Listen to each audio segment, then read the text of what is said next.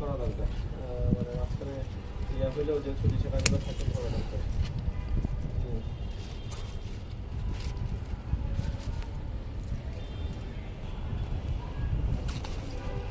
আল্লাহ কবুল করুন।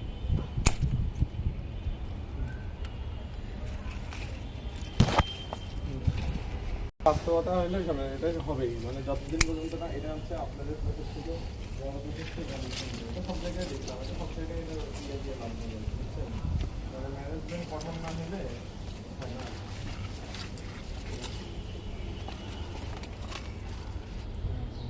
চলতেছে আমাদের স্যার।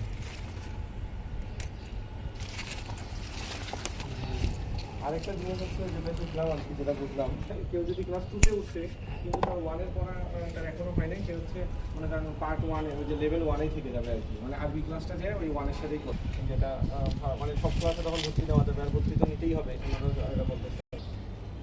আমি সাহেবের মনে হয় না